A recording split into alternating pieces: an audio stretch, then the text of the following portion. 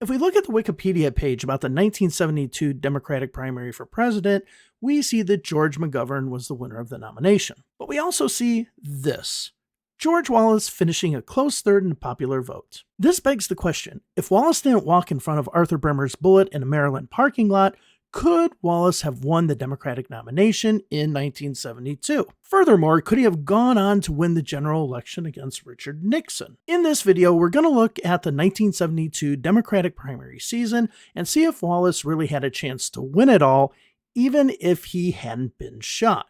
Also, we'll look at whether he would have performed better against Richard Nixon compared to the eventual Democratic nominee, George McGovern. But before we get into the 1972 season, we first need to take a look at George Wallace himself. He first ran for governor of Alabama in 1958 as what could be considered the moderate candidate. While other Democratic candidates like Attorney General John Patterson and former state Senator Jimmy Faulkner played the race card, Wallace took a more moderate approach in his campaign, saying that he opposed civil rights legislation, but tried to keep the debate within the context of the legislation itself, not making it an issue of race. Wallace was also a close ally to incumbent Governor Big Jim Folsom, who was more moderate on the race issue. With this approach, Wallace was seen as a young and coming face in Alabama politics, finishing both second in the Democratic primary and the runoff. But bitter about his defeat, Wallace decided to take a more hard line on segregation when he decided to run for the same position in 1962. In his 1962 campaign, Big Jim decided to run for governor again. He, along with Ryan D. Graffenreid, captured the moderate vote, making Wallace the only serious candidate who was a conservative on the civil rights and race issue. Wallace would go on to finish first in the primary and the runoff election, becoming the governor in 1963. And during his inaugural address, Wallace famously said, "In the name of the greatest people that have ever trod this earth, I draw the line in the dust and toss the gauntlet before the feet of tyranny, and I say segregation now, segregation tomorrow, and segregation forever." Now, Wallace was different than other segregationist governors at the time. He was young, charismatic, witty, able to defend his point of view on the turn of a dime, and spoke quite eloquently. It was these characteristics that allowed Wallace to have the national spotlight shone on him. He garnered even more national attention with his stand in front of the schoolhouse door at the University of Alabama. Essentially, he became the standard bearer of Southern segregationist Democrats on the national stage. Wallace decided to take it one step further, stating that he was considering running for the Democratic nomination for president in 1964 against John F. Kennedy. He made this announcement on November 18, 1963, in Dallas, Texas.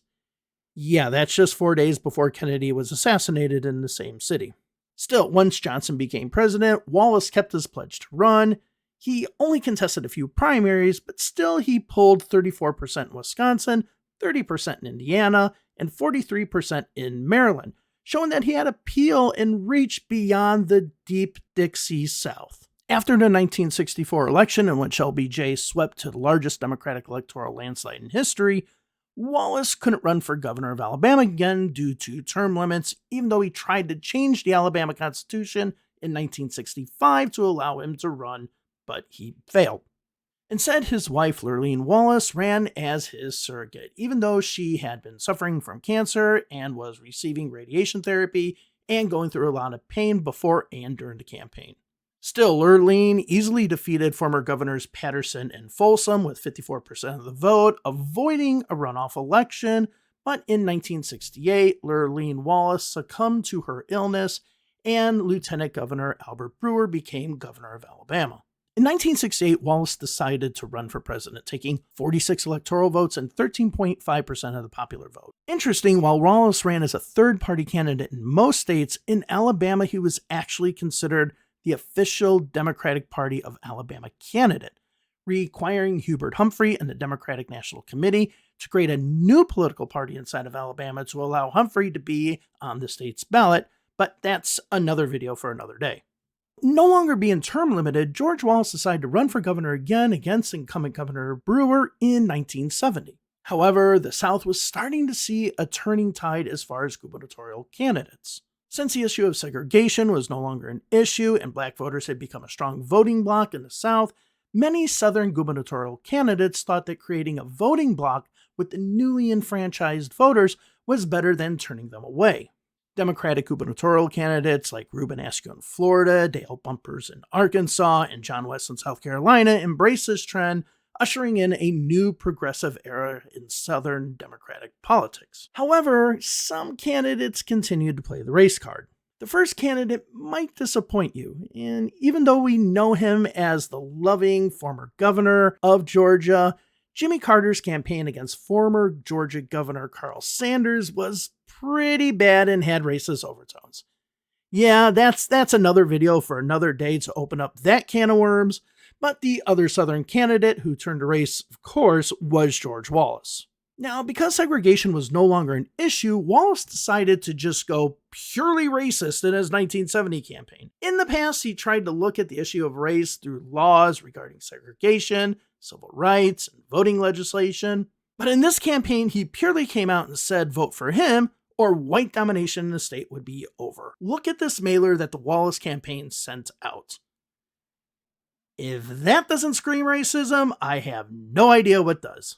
Anyways, Governor Brewer finished first in the Democratic gubernatorial primary, with Wallace finishing second. This was the first time that a Wallace hadn't finished first place on a statewide ballot since Georgia's defeat against Patterson back in 1958. However, in the runoff, Wallace defeated Brewer by only 2%. But still, the once dominant George Wallace was now starting to show that he was a bit vulnerable. Also, during his 1970 campaign, he said he wouldn't run for president in 1972. So yeah, fast forward 14 months later, and here we are in Tallahassee with George Wallace announcing that he would contest the Florida presidential preference primary for the 1972 Democratic presidential nomination. Yeah, that campaign pledge didn't last long. As was mentioned in 1970 gubernatorial race in Alabama, the issue of segregation no longer had national or regional dominance. Instead, Wallace found a new issue to fight for that could retain his Southern support, as well as give him support in the North as well. That issue was busing. So what exactly was busing? Well, busing was an attempt to achieve racial integration in schools by sending students to school districts that weren't their own. Therefore, black children would be sent to predominantly white schools and vice versa. While many voters nationwide actually supported school desegregation, even more voters opposed the busing initiatives that were out to achieve racial balance. In a 1971 Gallup poll, 76% of Americans opposed the busing concept, with 79% of white voters nationwide being against it, and black voters also opposing it, but by a much closer margin of 47% to 45%. As the Cincinnati Enquirer's editor, Brady Black, stated, forced busing, which the Gallup poll published in November already had shown as support by only 18% and opposed by 76% nationally, was like a loaded gun in Governor Wallace's hand. Yeah, I think Wallace wished he would have had that loaded pistol in his hand a few months later. Too soon? Okay, anyway, the issue of busing growing in national importance became the rallying cry for the Wallace campaign. It's now at this point of the video where we ask if Wallace could have won the Democratic nomination or not. Before we get into the actual primaries and conventions themselves, we first need to look at something called the McGovern-Fraser Commission. After the hectic 1968 Democratic convention, where party bosses and favorite sons dominated who won the nomination, there were rule changes that sought to connect the popular support to pledged delegates. Why? Well, in 1968, Hubert Humphrey easily won the nomination for president, even though he only gained 2% of the vote in the Democratic primaries. Yeah, the system was pretty flawed. While the McGovern-Fraser Commission did a lot to lessen control of state delegations by party bosses at the Democratic National Convention itself, some states could still have party bosses control the process. For example, if the national delegates were selected through a statewide convention, not based on the primary votes, the party bosses could still influence the delegate counts by highly influencing who were delegates at the state conventions. And even if primaries affected delegate selection, it was not uniform. In Massachusetts, the Democratic Party primary was still a winner-take-all system, as it was in 1968. In the state of Illinois, the primary elected the delegates themselves and not the candidates who were the representatives of the delegates. However, the Illinois delegation would eventually be challenged and thrown out of the 1972 convention because it hadn't adhered to the rules regarding diversity that was laid out in the McGovern-Fraser Commission. The main point here is that the system was improving, but it still had a number of problems. Now, let's start looking at the primaries themselves. In the early primaries, Wallace really didn't expect to contest them. He wasn't expecting to do well in Arizona or Iowa, and the Mississippi State Convention, which had 25 uncommitted delegates, would probably easily go to Wallace at the convention. Therefore, in some of the early Gallup polls, Wallace wasn't even included. Instead, he decided to make his first stand in Florida. This stand in Florida might have been Wallace's first big mistake in capturing the Democratic nomination. One thing that the McGovern-Fraser recommendations changed was that any candidate for the Democratic nomination needed to treat the nominating process as a national project. Having a nationwide campaign was the new way to win the nomination. Cherry-picking states and running up totals in those states was the old way to win. This just didn't jibe with how the process now worked. Still, Wallace did win the Florida primary on March 14th with 42% of the vote, giving him the first pledged delegates to the convention for his campaign. Even with this victory, Wallace wasn't seeing much support nationally. In a Gallup poll conducted on April 3rd, Wallace was a strong third, taking 17%, but Hubert Humphrey netted 31%, with Ed Muskie getting 22%. John Lindsay and George McGovern were both tied at 5% each. So yeah, with McGovern getting 5%, so much for early polls. The same poll, for the first time, also looked at the possible Nixon-Wallace matchup and not having Wallace as a third-party candidate, in which Nixon absolutely trounces Wallace 69% to 23%. That would have been the biggest one-sided victory since James Monroe in 1820, who was basically unopposed. Yeah, this would have been a historic loss of historic proportions. Now we come to the April 4th primary in Wisconsin, and in previous elections, Wallace had performed quite well, winning 34% in the 1964 primary and 8% in the 1968 general election, which was higher than most northern states. In this primary, Wallace finished second place with 22% of the vote, finishing behind George McGovern and ahead of Hubert Humphrey. However, because Wallace's vote was too sporadic and spread throughout the state, and that this vote was done by congressional district, Wallace didn't win any delegates. This further shows the problems that the Wallace campaign had. They might have had the votes, but they might not get the delegates. A few weeks later in Pennsylvania, Wallace would win 21% of the vote, which was still impressive, especially for a northern state, but only 2 delegates, compared to Hubert Humphrey's 74 delegates with only 35% of the vote. And in Ohio, Wallace didn't even appear on the ballot. Still, there were some bright spots for the Wallace campaign. He won 41% in Indiana, finishing second, giving him 27 delegates. This further added to Wallace's credibility that he could win or at least do well outside of the South, but still, the South was his base, where he won both the Tennessee and North Carolina primaries with a majority of the vote. But then came Louisiana, and this is where we see the new face of Democratic politics in the South having an impact on Wallace's delegation count. On May 13th, Louisiana held their district conventions, where Wallace only received 3 of the 44 delegates. 16 of the delegates were black delegates, but many of the delegates, 32 in all, remained uncommitted. This was a blow to the campaign, as Louisiana was one of the 5 states that Wallace carried in 1968. After Louisiana came, the May 16th primaries of Maryland and Michigan were next.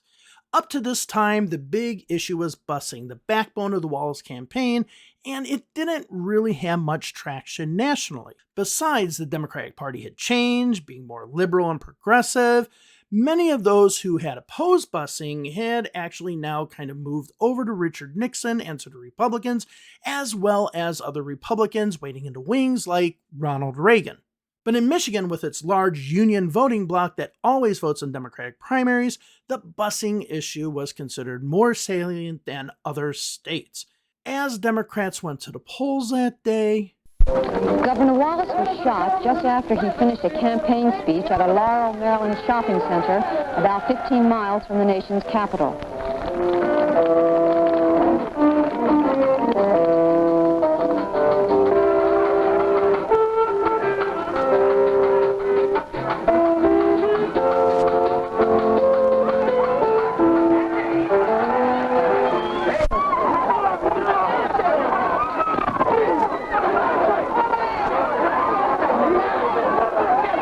The police arrested a suspect right away. He was identified as 21-year-old Arthur Bremer of a Milwaukee, Wisconsin address. Wallace would go on to win both the Maryland and Michigan primaries. In Maryland, where the shooting took place, Wallace secured 39% of the vote and picked up 41 delegates. In Michigan, Wallace won 51% of the vote and picked up 67 delegates. Here is where we could see what might be considered the genesis of the so-called Reagan Democrat, where in Macomb County, Wallace won 69% of the primary vote. However, McGovern picked up 38 delegates with 27% of the vote statewide, and Humphrey picked up 27 delegates with only 16% of the vote. Even though Wallace was shot, many people think that his campaign ended, but it didn't. Wallace never dropped out of the race for the presidency and was a candidate all the way up to the Democratic Convention in Miami. Even though he was in the hospital, his campaign pressed on. Still, the Michigan primary exposed the biggest problem that the Wallace campaign had, which was that they were playing checkers while the McGovern and the Humphrey campaigns were playing chess. The Wallace campaign's mindset was focused on primaries that they knew they could do well in, and using that as their argument as to Wallace's electability. But the Louisiana District Convention showed how weak Wallace was now with rank-and-file Democrats in state politics, especially since many Democratic parties were now integrated. This trend also continued in states like Missouri and Kentucky, two states where he performed well in 1968 but gained no delegates in 1972. Even before the shooting, many in the news expected that Maryland and Michigan would basically be Wallace's last hurrah. An overwhelming majority of the primaries and conventions that followed were more liberal and progressive, and busing didn't really factor into the equation. In addition, many of the remaining primaries, such as Oregon, Rhode Island, South Dakota, and a delegate-rich California, were winner-take-all. Wallace did perform well in New Mexico and did have the most delegates coming out of the state of Texas at their state convention on June 13th. However, whether he had been shot or not, his momentum was expected to stop after Maryland and Michigan anyway. Essentially, the McGovern campaign knew how the nomination rules worked, which was quite obvious since McGovern's name was on the name of the commission's report. But Wallace, as well as Humphrey, didn't know those rules quite well. McGovern knew that he needed to win just enough of the vote to perform well at the convention, and that's exactly what he did. So the reason why Wallace just didn't perform well, and probably wouldn't have performed well, is that he and somewhat Humphrey were just behind the times, and McGovern had a leg up when it came to understanding the new rules as to how to win the Democratic nomination for president in 1972. But for the sake of this video, let's say that George Wallace had won the nomination. Would he have actually been able to win the presidential election against Richard Nixon? Well, that's highly unlikely. Wallace was never put in another Gallup poll after the April poll, in which showed him getting his ass handed to him by Richard Nixon. In the Electoral College, Wallace might have been able to pick up a few southern states that he picked up in 1968, giving him a performance better than McGovern, though he would have likely have lost Massachusetts and even possibly the District of Columbia. Still, no matter who the Democratic nominee was, Nixon had a comfortable lead in the polls, and that was even including George Wallace as a third-party candidate or not. At the end of the day, Arthur Bremer's bullets didn't likely change the outcome of the Democratic nomination for president. Yes, most Americans might have agreed with Wallace on busing, but there were other issues as well. The Vietnam War was still raging, which was a cornerstone of McGovern's campaign. But the McGovern campaign knew what they were doing when it came to delegate count and how to control the convention. Honestly, the 1972 Democratic Convention showed just how much McGovern's stranglehold was on the Democratic Party, with McGovern and his delegates rejecting challenges to his delegates, even if it was argued that their election went against the spirit of the recommendations of the commission that he headed. Yeah, the 72 convention, again, a whole nother video for a whole nother day. But I want to thank you all very much for joining me today. If you did like this video, please like it, comment, and subscribe. And if you would like to join my Patreon, there's a link down below in the description. Have a nice day and see you all soon.